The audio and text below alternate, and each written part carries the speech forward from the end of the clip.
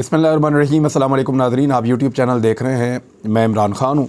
एक नया मुद्दा खड़ा हो गया है। हामिद मीर और नसीम ज़रा साहबा जब एक प्रोग्राम में बात कर रहे थे तो हामिद मीर साहब ने एक सवाल उठाया। अब क्योंकि इसमें बहुत सारी चीज़ें मुझे पहले पता थीं, मैंने गुज़िश्ता साल अक्टूबर में, गालिबन सितंबर अक्टूबर में मैंने एक प्रोग्राम किया था 2021 में, यानी 2022 गुज़िश्ता साल तो 2022 था, 2021 में मैंने एक प्रोग्राम किया था। उसके कॉन्सिक्वेंसेस मुझे भुगतने पड़े थे क्योंकि मुझे कुछ चीज़ों का पता चला था और मैंने पाकिस्तान की एस्टेब्लिशमेंट कहकर मुखातिब किया था। बात ये हो रही थी कि इमरान खान साहब से पूछा जाए कि उनको कौन मजबूर कर रहा था कि इसराइल को तस्लीम करें या इसराइल के लिए गुंजाइश पैदा करें। और दूसरा, नसीम ज़रा साहब ने कहा कि इंडिया को लेकर भी जनरल बाजवा किसी और तरह सोचते थे और इसराइल को लेकर भी नॉर्मलाइजेशन वो चाहते थे। एक्चुअली ये कहानी क्या है मैं आपको बता देता हूँ। मैंने आपको पहले कई मरतबा बताया, आज से 1.5 साल पहले, कि इमरान खान साहब पे बहुत दबाव है। ये तो हम बता नहीं पाते थे क्योंकि उस वक्त हालात किसी और तरह के थे। हालात अब भी कोई इतने साजगार नहीं हैं, लेकिन फिर भी कुछ चीज़ें मैं आपके सामने रख देता हूँ। एक तो ये है कि जनरल कमर जावेद बाजवा ना खुलकर यूँ बात नहीं करते थे। जब सहाफ़ी इकट्ठे होकर बैठते थे या एक डिस्कशन होती थी तो उसमें वो फूड फॉर थॉट या वो इस तरीके से बात करते थे कि पाकिस्तान को दुनिया के नॉर्मल मुल्कों की तरह बिहेव करना चाहिए। पाकिस्तान ने कोई ठेका नहीं उठाया हुआ, कुछ इस तरह की चीज़ें। हमारे लोग बहुत गुमराह रहे हैं, हमने लोगों को मिसगाइड किया है, पाकिस्तान एक अलग तरीके से चलता रहा है, ये चीज़ें गलत हैं, पाकिस्तान को सोचना होगा, पाकिस्तान को सोचना चाहिए कि क्या पाकिस्तान की डायरेक्शन दुरुस्त है। वो इस तरीके से बात करते थे कि आज अरब्स जो हैं वो इसराइल के साथ ताल्लुकात को नॉर्मलाइज़ कर रहे हैं और उनके दरमियान कितनी ज़्यादा ट्रेड हो रही है जिसका कितना फ़ायदा है। बहुत सारे शोबों में कई ममालिक आगे हैं जिनसे हमारे कोई ताल्लुकात नहीं हैं, तो पाकिस्तान को अपने ताल्लुकात जो हैं वो बेहतर करने चाहिए। इस तरीके से वो गैर महसूस अंदाज में मीटिंग्स के अंदर ये कोशिश करते थे कि इसराइल को लेकर पाकिस्तान का जो मौक़िफ़ है वो तब्दील हो जाए। अच्छा, मैंने ये चीज़ नोट की कि जो लोग 1-on-1 मुलाकात करके आते थे जनरल कमर जावेद बाजवा साहब से, उसके बाद उनके मौक़िफ़ में एक तब्दीली आती थी इसराइल को लेकर। 3-4 सहाफ़ी इन हालात से गुज़रे हैं। एक जर्नलिस्ट हैं, बड़े मकबूल जर्नलिस्ट हैं, बहुत बड़ा नाम है उनका मुझे टेलीफ़ोन आया और मेरे साथ वो बातचीत कर रहे थे। उनकी 1-on-1 मुलाकात हुई थी जनरल कमर जावेद बाजवा साहब से। मैं नाम उनका नहीं लूँगा अभी, वो फिर मुश्किल में पड़ जाएंगे। और उन्होंने मुझे कहा कि जनरल साहब तो ये सोचते हैं कि इसराइल के साथ ताल्लुकात नॉर्मलाइज़ किए जाएँ। तो मैंने कहा सोचने से क्या फ़र्क पड़ता है, पाकिस्तानी तो इसमें नहीं मानेंगे। कायद-ए-आज़म मोहम्मद अली जिन्ना का एक मौक़िफ़ था और हर पाकिस्तानी का एक मौक़िफ़ है, और जब तक कि फ़लस्तीनियों को उनका हक़ नहीं मिलता हम अपने मौक़िफ़ पे कायम रहेंगे। जैसे कि हम चाहते हैं कि कश्मीरियों को उनका हक़ मिले। तो एक बात ये भी आर्गूमेंट के तौर पे की जाती थी कि कश्मीरियों के हक़ के लिए अरब्स क्योंकि वैसे खड़े नहीं होते, तो हम फ़लस्तीनी जो कि अरब्स हैं उनके हक़ के लिए उस तरह से क्यों खड़े होते हैं। ये भी एक बहस शुरू की गई थी और इस किस्म की चीज़ें जो हैं वो की गई थी। अब मैंने उसमें वो जो सहाफ़ी थे उन्होंने कहा जी अब मेरे से एक्सपेक्ट ये किया जा रहा है कि मैं इसको ज़रा थोड़ा सा डिबेट के अंदर शामिल करूं और इन चीज़ों पे बातचीत शुरू करूं। तो मैंने उनसे कहा जी ये ख़तरनाक है, आग से खेलने के मुतरादिफ़ है। पाकिस्तान में इस मौक़िफ़ के लिए कोई गुंजाइश मौजूद नहीं है। और मेरा भी ये मानना है, यानी मुझे ज़ाती तौर पर ऐसा लगता है कि फ़लस्तीनियों को उनका हक़ मिलना चाहिए पहले, और उसके बाद कोई एक सलूशन निकले ना इस मसले का, तो उसके बाद ताल्लुकात नॉर्मलाइज़ हो सकते हैं। लेकिन पहले फ़लस्तीनियों को उनके जीने का हक़ मिलना चाहिए और उनको उनकी रियासत मिलनी चाहिए, उनके मुतालबात पूरे होने चाहिए। उनको तो वहाँ इबादत करने की भी इजाज़त नहीं है। तो कायद-ए-आज़म मोहम्मद अली जिन्ना का भी एक मौक़िफ़ था, तो उस मौक़िफ़ से पाकिस्तान पीछे नहीं हट सकता। तो उन्होंने मुझे कहा कि अब मेरे से ये एक्सपेक्ट किया जा रहा है या मेरे पे ये दबाव है कि मैं ये वाली बात करूँ। तो उस पर फिर मैंने उनसे कहा कि आपका कोई इंटरव्यू आ रहा है तगड़ा। तो उन्होंने कहा मैं एक इंटरव्यू करने वाला हूँ इमरान खान साहब का। तो मैंने उनसे ये गुजारिश की कि फिर आप इमरान खान साहब से ये सवाल पूछ लें। तो सवाल तो आप पूछ ही सकते हैं कि क्या इसराइल को आप तस्लीम करेंगे या आपका कोई इरादा है, क्योंकि अरब ममालिक कर रहे हैं। तो इस तरह उन्होंने वो सवाल किया। और एक और सहाफ़ी हैं, वो उनकी भी 1-on-1 मुलाकात हुई। उसके बाद उन्होंने बाकायदा एक प्रोग्राम कर दिया, उनके लिए काफ़ी मुश्किलात पैदा हो गई। एक और सहाफ़ी हैं, उन्होंने ट्वीट कर दिया था, एक और साहब हैं उन्होंने प्रोग्राम कर दिया था। तो जब जनरल कमर जावेद बाजवा साहब से लोग मिलते थे तो वो कन्विंस करते थे, उनको अल्फाज मुझे नहीं पता क्योंकि मुलाकात तो उनकी होती थी, मेरी तो 1-on-1 मुलाकात नहीं हुई। लेकिन मैंने ये महसूस किया कि उसके बाद इसराइल के लिए एक गुंजाइश पैदा करने की कोशिश पाकिस्तान में की जा रही थी, जिस पर तंग आके इमरान खान साहब ने 2021 में ये कहना पड़ा उनको कि भाई मैं अपने अल्लाह को क्या जवाब दूंगा अगर मैं इस जगह पे आके ये कर लेता हूँ। तो इसके बाद इमरान खान साहब की तरफ से जब ये इतना सख्त मौक़िफ़ आया तो फिर खामोशी पैदा हुई। लेकिन इसके बावजूद जब मुलाकातें होती थीं सहाफ़ियों की जनरल कमर जावेद बाजवा साहब से, तो वो अरबों की मिसाल ज़रूर देते थे कि अरब सबके साथ ताल्लुकात बना रहे हैं, वो इसराइल को भी तस्लीम कर रहे हैं, तो हम पीछे रह गए हैं। तो इस किस्म की वो बात करते थे। उसके बाद जो इंडिया के साथ ताल्लुकात का मामला है, जनरल कमर जावेद बाजवा साहब इंडिया के साथ एक सुलह करना चाहते थे, एक दोस्ती करना चाहते थे, और वो इंडिया के साथ ताल्लुकात को बहुत अच्छा रखना चाहते थे, और ये लड़ाई वाले जो मामला था इनको ख़त्म करना चाहते थे। ये हर पाकिस्तानी की ख्वाहिश है, ये होना चाहिए। लेकिन जनरल कमर जावेद बाजवा साहब ये कहते थे कि कश्मीर को आप फ़िलहाल भूल जाएं, साइड पे रख दें, क्योंकि अगर आप कश्मीर को सामने रख के बात करेंगे इंडिया के साथ और मुज़ाकरात करेंगे और आगे बढ़ेंगे तो फिर हम आगे ही नहीं बढ़ पाएंगे। जब आप कश्मीर को फ्रंट पे रखते हैं कि भाई ये कश्मीर का मसला पहले बैठ के हल कर लेते हैं, फिर बाकी मसाइल हल कर लेते हैं, तो फिर भारत बैठता ही नहीं है और वो फिर मसाइल सारे वहीं के वहीं रह जाते हैं। ये बाजवा साहब को एक बड़ी दिक्कत थी। पाकिस्तानी ये चाहते हैं कि कश्मीर का मसला हल हो जाए।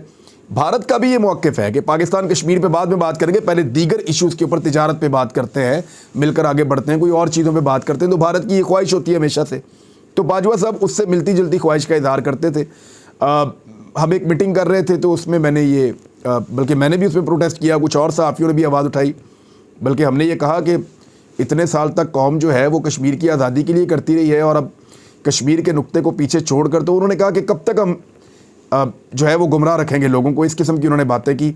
और बाजवा साहब भारत के साथ बहुत अच्छे ताल्लुकात रखना चाहते थे, किसी किस्म की लड़ाई नहीं चाहते थे, और कश्मीर के मसले को वो कहते थे कि पीछे कर दो फ़िलहाल, बाकी चीज़ों को जो है वो लेकर चलते हैं, और वक्त आ जाएगा कि एक वक्त ऐसा आ जाएगा कि पाकिस्तान और भारत के बीच में कश्मीर का मसला भी हल हो जाएगा। ये बाजवा साहब का सोचना था। तो ये जो खबरें आ रही हैं ये बिल्कुल गलत नहीं है, ऐसा नहीं है कि हर चीज़ गलत है, इसमें कुछ चीज़ें दुरुस्त हैं और कुछ चीज़ें मैंने सुनी हैं और कुछ चीज़ें मैं जानता हूँ सोर्सेज के ज़रिए से। बहरहाल ये मैंने आपके साथ शेयर कर दिया। और भी बहुत सारी चीज़ें आपको फ्यूचर में बताएंगे कि अमेरिका को लेकर, अमेरिकी अड्डों को लेकर, अमेरिका अगर पाकिस्तान की फ़िज़ाई रस्ते इस्तेमाल करना चाहता है तो इन चीज़ों को लेकर जनरल कमर जावेद बाजवा ने मुझे क्या जवाब दिया था, और फिर मैंने ही सवाल उठाया था, तो फिर उसके बाद जनरल फैज़ हमीद ने क्या कहा था। फिर कभी मौका मिलता है तो उस पर हम बात करते हैं इंशाल्लाह। लेकिन अभी कुछ और ख़बरें हैं। बिलावल भुट्टो जरदारी साहब ने इमरान खान साहब के हवाले से ये कहा है कि इलेक्शन तो इमरान खान साहब को नहीं मिलेंगे और इलेक्शन हम नहीं देंगे। उन्होंने कहा जी इमरान खान की सियासत मुल्क के लिए नुकसानदेह है, दोबारा इंतखाबात की ज़िद पूरी नहीं होगी। यानी इन सबको आइडिया है कि इमरान खान साहब की मकबूलियत कहाँ पहुँच गई है। अभी सिंध की तस्वीरें और वीडियोज़ देख कर इनको तो आसान ही ख़ता हो जाएंगे। अब तो ये चाहेंगे कि इलेक्शन अगले साल भी ना हो, 2023 में क्या 2024 में भी ना हो, लेकिन आना तो अल्टीमेटली इलेक्शन में ही पड़ेगा। बकरे की माँ कब तक खैर बनाएगी। जैसे भी करें इलेक्शन में ही जाना पड़ता है सियासतदानों को, एंड ऑफ द डे उससे वो भाग नहीं सकते। दूसरा, बिलावल ने दावा किया है कि पीटीआई के अरकान ने इस्तीफ़े मंजूर ना करने के मामले पर स्पीकर के पाँव पकड़े हुए हैं। तो मामला ये है कि स्पीकर अनाउंस कर दें कि मैं 2 दिन के बाद सारे इस्तीफ़े मंजूर कर लूँगा। देख लेते हैं कौन सामने आता है। एक ही रुकन असम्बली है जो अदालत में गया और जाकर वहाँ से उसने कहा जी कि मैं तो इस्तीफ़ा मेरा नहीं है, और फिर उसको बहाल कर लिया गया और वो जाकर मुनहरिफ अरकान के अंदर शामिल हो गया। बाकी तो कोई भी नहीं आया सामने। और अगर बिलावल को ये लगता है तो स्पीकर उनकी बात ना माने, स्पीकर अपने पाँव छुड़ा लें और ये कह दें कि 2 दिन के अंदर मैं इस्तीफ़े दे रहा हूँ, वरना वो तमाम लोग मेरे पास आ जाएं जो नहीं चाहते कि उनके इस्तीफ़े मंजूर किए जाए। 2 दिन के अंदर मैं इस्तीफ़े मंजूर कर रहा हूँ। तो ये भी बिलावल साहब ने सिर्फ बड़क मारी है और एक पॉलिटिकल गिमिक है उनका। लेकिन एक चीज़ उन्होंने बड़ी अजीब कही। उन्होंने कहा खैबर पख्तूनख्वा में तालिबान को पैसा दिया जा रहा है। इमरान खान साहब के ऊपर वो बार बार इल्ज़ाम लगाते हैं तालिबान के पाकिस्तान में आने, और ये भी इल्ज़ाम लगाते हैं कि APS के बच्चों को जिन्होंने शहीद किया वो रिहा कर दिए गए, तो वो इमरान खान ने नहीं किए थे। पाकिस्तान की एस्टेब्लिशमेंट इसके लिए ज़िम्मेदार होती है कि मुज़ाकरात करने हैं या लड़ाई करनी है। पाकिस्तान के सियासतदानों को तो इसमें बहुत कम हिस्सा मिलता है हमेशा से। यानी अगर अच्छा हो जाए तो सियासतदान अपने गले डाल देते हैं, बुरा हो जाए तो दूसरे के गले डाल देते हैं। तो ये जो खैबर पख्तूनख्वा में तालिबान को पैसा दिया जा रहा है, बिलावल का ये स्टेटमेंट है, तो ये एक्चुअली खैबर पख्तूनख्वा की हुकूमत को निशाना बनाने की कोशिश कर रहे हैं। तो खैबर पख्तूनख्वा की हुकूमत तो इस्तीफ़ा दे के जाना चाह रही है। तो आप पंजाब की असम्बलियाँ तहलील होने दें, खैबर पख्तूनख्वा भी की तहलील हो जाएंगी, बिलावल साहब वहाँ से जाके इलेक्शन लड़ें और खैबर पख्तूनख्वा में अपनी हुकूमत बनाएं और पैसा देना बंद करें। ऐसा नहीं है, ये सिर्फ इलेक्शन से भाग रहे हैं और पाकिस्तान को जितने भी खतरात हैं उनका ताल्लुक पाकिस्तान की सिक्योरिटी एस्टेब्लिशमेंट से है और उन्होंने उन खतरात से निपटने में पाकिस्तान को मदद करनी है और उसमें से निकालना है। मरियम नवाज़ साहिबा जो हैं उनको अब बना दिया गया है मुस्लिम लीग नून की सीनियर वाइस प्रेसिडेंट, बहुत बड़ा और अहम ओहदा है। अब PMLN का अल्लाह हाफिज़, इससे पहले भी उन्होंने बहुत गुस्से वाली सियासत की है, लेट्स सी उसमें से क्या निकालती हैं। लेकिन मैंने एक दिन शहबाज शरीफ साहब को ये कहा था कि आपके बच्चों में लीडरशिप वाली क्वालिटीज़ नहीं है। शहबाज शरीफ साहब को ये बात मेरी नागवार गुजरी थी, यानी वो कह रहे थे कि इमरान खान बमुकाबला हमज़ा शहबाज बड़ा तगड़ा हमारा लीडर बन रहा है। तो मैंने उन्हें कहा मियाँ साहब ज़्यादा हो गई है, चौधरी सरवर के लेवल पे आप हमज़ा शहबाज को रख लें, ये लीडरशिप क्वालिटीज़ इनमें नहीं है। और मैंने 2-3 मरतबा उनको ये बात समझाई तो वो नागवार भी उनको गुजरी, उन्होंने बुरा भी मनाया। लेकिन अब वक्त ने साबित किया है कि नवाज़ शरीफ साहब की साहबजादी आगे आ रही हैं, मरियम नवाज़ साहिबा, और शहबाज शरीफ साहब के बच्चे जो हैं वो पॉलिटिकली इमेच्योर और नकम्मे और लीडरशिप की क्वालिटी से आरी नज़र आए, उसकी वजह से वो बाहर हो गए। बहरहाल इमरान खान साहब की पार्टी ने अब एक दिया है वाइट पेपर मईशत के ऊपर। मैंने इसको 3 हिस्सों के अंदर इसको डिवाइड किया गया है, इसको ज़रा सिंप्लीफाई किया आपके लिए। एक्चुअली आपको बताते हैं कि वो कहना क्या चाह रहे हैं। नंबर 1 तो उन्होंने कहा कि ये जो 8 महीने में महंगाई कितनी बढ़ी है, 45% तक बढ़ गई है ओवरऑल सारी महंगाई। और जो वाइट पेपर उन्होंने तैयार किया है उसको 3 हिस्सों में डिवाइड किया गया है, तीनों मेरे पास यहाँ पे मौजूद हैं। जो पहला हिस्सा है वो ये बता रहा है कि नून लीग का दौरे हुकूमत 2013 से 2018 तक इन्होंने कितनी तबाही फेरी थी। यानी PTI ने क्या किया, अपने से पहले और अपने बाद दोनों अदवार का मुवाजना अपने दौर के साथ किया है। बेहतरीन वाइट पेपर है, मेरे ख्याल में साइंटिफिक है। 2018 में मुस्लिम लीग नून के दौर में करंट अकाउंट खसारा, जब वो हुकूमत छोड़ कर गए तो खसारा 19 अरब 20 करोड़ डॉलर था। 2018 में स्टेट बैंक के जो ज़खायर जो वो छोड़ कर गए वो 9 अरब 40 करोड़ डॉलर थे। 2013 से 2018 तक जो पाकिस्तान की बरामदाद हैं उनमें 10 अरब डॉलर की कमी हो गई थी। यानी जरदारी साहब के दौर में ज़्यादा थी, नवाज शरीफ के दौर में 10 अरब डॉलर की कमी हो गई थी। 2013 से 2018 तक दरामदाद बढ़कर 23 अरब डॉलर तक पहुंच गई थी। जो बाहर से चीज़ें मंगा रहे थे वो ज़्यादा हो रही थी। 2018 में GDP पर कर्जा 64% तक बढ़ गया था। 2013 से 2018 तक ज़राअत और सनती शोबों को मुकम्मल तौर पर नज़रअंदाज किया गया। दोनों शोबों में कोई सरमायाकारी नहीं की गई। सर्कुलर डेप्थ जो 1.6 ट्रिलियन का उसमें इजाफा हुआ था। मुस्लिम लीग नून ने 2018 में मुल्क को तवानाई के बदतरीन बहरान से दो चार किया। जब वो छोड़ कर गए थे तो हालात ऐसे ही थे, क्योंकि बहुत महंगे मनसूबे लगा लिए थे, बिजली बना नहीं पा रहे थे। अब PTI का दौर आ गया। PTI ने डूबती हुई मईशत को सहारा दिया उनके बकौल, और PTI ने इक़्तिदार संभालने के बाद 32 अरब अमरीकी डॉलर के कर्जे लिए।